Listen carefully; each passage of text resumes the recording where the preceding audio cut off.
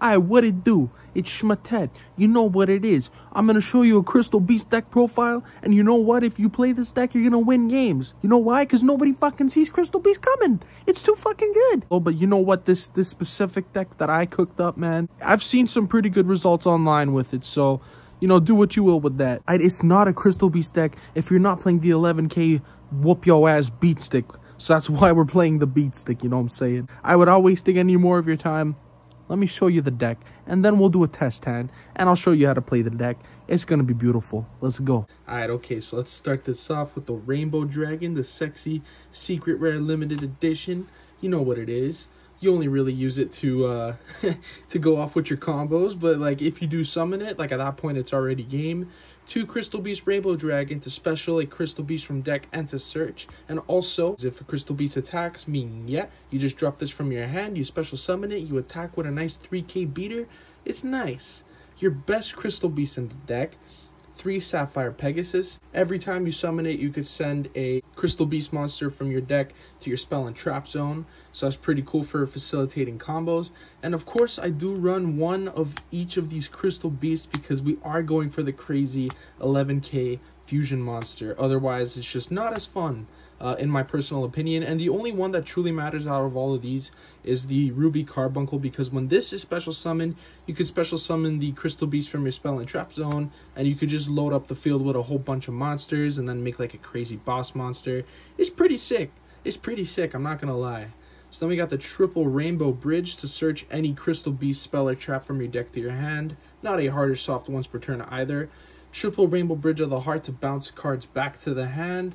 Yeah, it's so fucking good. It even gives you an additional normal summon of your Crystal Beasts. What more can you ask for? You can even pop a Crystal Beast card and then add a Crystal Spell / Trap from your deck to your hand. I mean, this card is absolutely insane. Crystal Bond. This is actually probably like the best card in the entire deck, if I'm being honest here.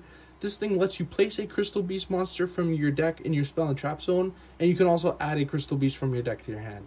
Triple Awakening of the Crystal Ultimates. Holy, this card is amazing, bro. You reveal a Rainbow Dragon in your hand, and then you can either special summon a Crystal Beast from your deck, hand, graveyard, spell and trap zone, does not matter, or you could take a Rainbow Bridge from your deck to your hand.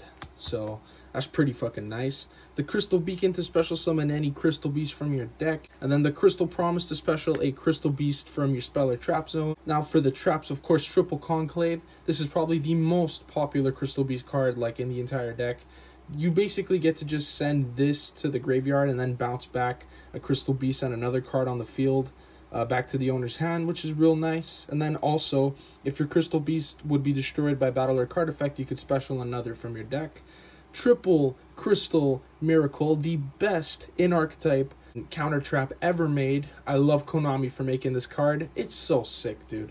Basically, it's pretty much just an Omni Negate for Crystal Beast. So you have to destroy a Crystal Beast, you know, to like activate this card's Omni Negate effect. But if a Crystal Beast monster is placed in your spell and trap zone, you could banish this from the graveyard, and you could also place yet another Crystal Beast monster from your deck in your face-up spell and trap zone. So basically, the goal of this deck is to just load up your field with Crystal Beast monsters, whether they're on the field or the spell and trap zone, and then on the following turn, because you will survive because this deck is nuts, you literally just make the 11K beat stick and you just watch your opponent cry. So now for the non-archetype cards in the deck. Triple Ash, Triple Veiler, simply because I couldn't afford playing 3 fucking Imperm. If you have the money for Imperm, play Imperm.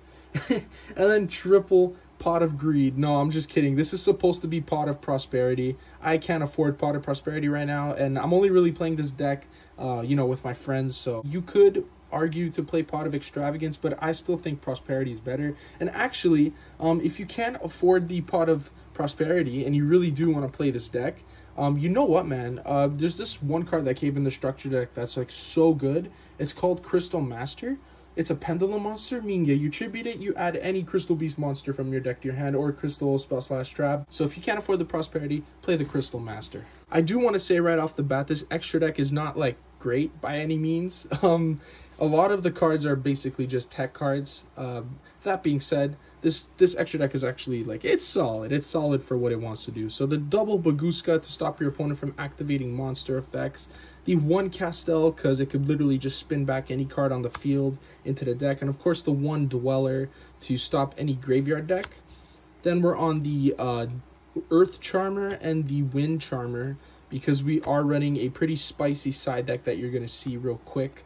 The 1 IP Masquerena to basically just go into Unicorn on your opponent's turn, or to go into like a Borrelsword and have it be like protected by destruction effects. But yeah, we are running the Saryuja just because this deck is so good at just putting out monsters on the field, you know, and like being able to draw 4 man, it's broken. Then the 1 Borrelsword to help close out games if you're not comfortable going for the fusion.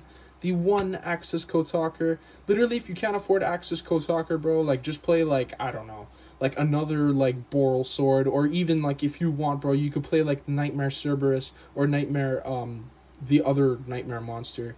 It doesn't really matter. This whole extra deck, the only card you genuinely need the most is, like, Bagooska, Dweller, the Charmers, and that's it. You literally don't need anything else. Of course, the Rainbow Overdragon to gain a whole bunch of attack and help us punch for game. And the 1 Minga, this guy gets to 11,000 attack. You summon this thing, honestly, at that point, it's probably already game. You don't even need to summon it, but you can summon it to style on your opponent.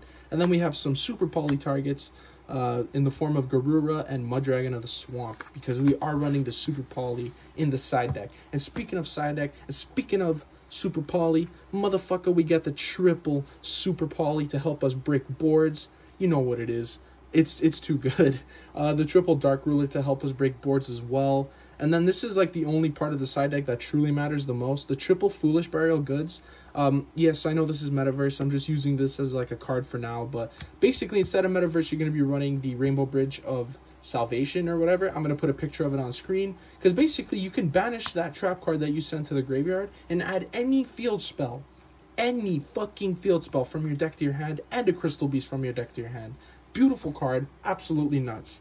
That being said, we are running the 1 Secret Village of the Spellcasters to stop our opponents from playing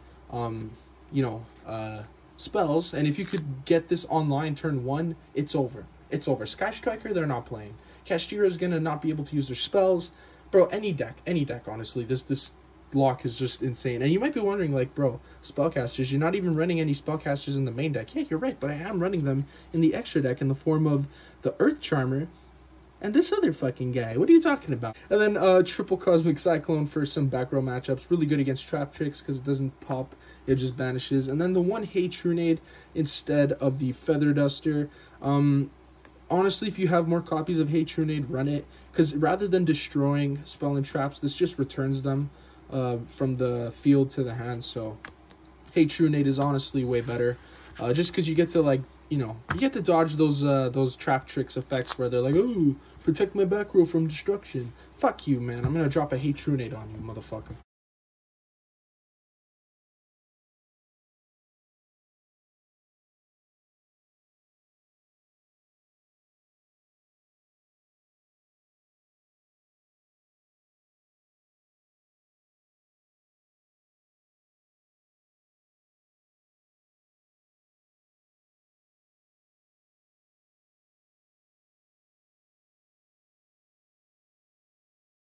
So these are test hands, so yeah, I'm kind of curious. Let's see how well this deck is going to perform on video. Because every time I do a fucking deck, it performs great off camera. Then I fucking start making a video, and I brick like a bitch. So let's see, we got the Crystal Beast, Ash, Veiler, Pot of Ming. Yeah, okay, this is actually a pretty decent hand. Before we go online with the Pot of Extravagance, Pot of Prosperity, we're going to start with this. So we're going to get our additional normal summon, no problem. Activate its effect to pop it, to add a crystal spell / trap from our deck to our hand. We're going to add the Crystal Bond, because Crystal Bond is the best starter card. It's nuts. We're then going to activate Crystal Bond. We're going to add a Crystal Sapphire Pegasus from our deck to our hand. No problem, no problem. Then we're also going to place a Crystal Beast in our spell and trap zone, and it's pretty much always going to be this one, just because we could do the most with it. So then we're going to activate this guy We're going to banish the Zenith to special any Crystal Beast level 4 or lower. We're going to negate its effects. At this point, I think it'd be best to just bring out, like, I don't know, a level 4, just because we're probably going to go into Bagooska. And then if we do that, we're going to be able to add the Rainbow Dragon from our deck to our hand. Next up, we're going to get our additional normal summon with Rainbow Bridge of the Heart. Activate Crystal Beast Sapphire Pegasus effect to place another Crystal Beast from our deck in our spell and trap zone. We're going to place a Pegasus so that we have some follow-up plays, you know what I'm saying. Now we're going to activate the Prosperity. We're going to banish 6 because we don't need most of these. We don't need these. We literally don't need these, so that's 2. We don't need Rainbow Overdragon, so that's 3. We definitely don't need the Charmers because we're not playing the Secret Village line, so yeah, we're at 5. And then we'll banish a Bagooska. Yeah, we'll banish a Bagooska. We might not need a second copy, so we're going to banish 6, reveal the top 6 cards of our deck. Conclave, there you go. I'll grab that. Rainbow Bridge, ooh, that's actually also really good. Rainbow Bridge, Carbuncle, Veiler, 1, 2, 3, 4, 5, 6. We're going to add 1, place 1 at the bottom. I'm actually going to grab the Conclave, honestly, because yes, these are all great cards, but we already have an Ash and a Veiler in our hand, so we're just going to place the rest on the bottom of our deck in any order. Then we'll set the Conclave, and then we're going to go ahead and make the Bagooska just to make sure our opponent can't play, and so that we can pretty much just kill them on the follow-up turn. And then there you go, bam, Bagooska. Alright, opponent's turn. Draw phase, standby phase. The only way they're breaking this board, Bello, the only fucking way that they are breaking this board is if they Kaiju the Bagooska, or if they hit it with like an Imperm or some shit. So if they don't have the out, they're done. Alright, okay, so what, you want to be a little bitch? No problem. I'll activate the Crystal Conclave. Whatever you have that you think is going to work that's going to fuck me up, no problem. I'll just bounce back the Crystal Beast Sapphire Pegasus so that we can get more value out of it. Send this to the graveyard, and we're also going to bounce back an opponent's monster. No problem. They can't activate monster effects. They're under Bagooska. They try searching, no problem. I'll ask you. They try doing some shit. I don't even need Veiler. I don't even need Veiler because Bagooska's there. So let's see, follow-up turn. I'm going to draw. Yeah. Okay, this could have actually been a bit better, I'm not gonna lie. But anyway, we'll summon. We'll get our additional summon with Rainbow Bridge of the Heart. We'll place yet another Crystal Beast Sapphire Pegasus into the spell and trap zone. We'll then activate Rainbow Bridge of the Heart. We're gonna pop the Pegasus to add a crystal spell / trap from our deck to our hand. I would add the Crystal Beacon. The only thing is that this is a quick play spell, so we can chain if our opponent tries to activate anything, so no problems there. We'll then go ahead and activate Awakening of the Crystal Ultimates to special summon a Ruby Carbuncle from our deck. No problems here. We're gonna boom. Effect. We're gonna special summon as many as we can, so we'll special summon these 2. And then we're gonna go Sapphire Pegasus and Sapphire Pegasus. Doesn't matter which chain you decide to resolve it in. We're gonna go put that there. And we're gonna go ahead, put that here. Now what I'm gonna do here, I'm gonna go 1, 2, 3, 4. We're gonna summon the Saryuja. Keep in mind, our opponent doesn't have anything on the field because we pretty much stopped them from doing anything. We're gonna go Saryuja, draw 4, place 3. I didn't shuffle yet, so I'm just gonna do a quick shuffle. No problems here, no problem, no problem. Alright, here we go, here we go. I'm gonna draw 4. 1, 2, 3, 4. We're gonna place 3. Are you fucking kidding me? This is amazing. I don't even need these. I don't even need these. No problem, Bello. Alright, now I'm gonna get my normal summon. I'm gonna summon this guy, whatever. Here, let me move up this Saryuja so we have space. And then, holy fuck, I'm gonna activate Beacon. I mean, yeah, no problem. No problem. I'll special summon a Crystal Beast from my deck. Oh, I wonder which one that's gonna be. It's gonna be Zenith. Oh, well, yo. I mean, yeah, 3,300. Oh, it's over. So let's see. Let's see Rainbow Dragon's effect. I'm gonna special summon itself. Guys, this is game, bro. You think you're winning? You're not winning, bro. It's done. It's done. Alright, guys, so that's basically how you want to play this deck. Going second, I'm not going to lie to you, it's not the best. Unless you draw your hand traps, you know, or if you side in your Super Poly and whatnot. But, yeah, that being said, this deck, this is pretty much how you want to play it. You want to control the best that you can on turn 1. And then, like, for follow-up, you pretty much just OTK them. And, yeah, fucking amazing. Love this deck. Absolutely fun. So anyway, that being said, I'm going to go now. Please make sure to hit subscribe. Follow me on all the social media links below. And I'll see you another time. Peace.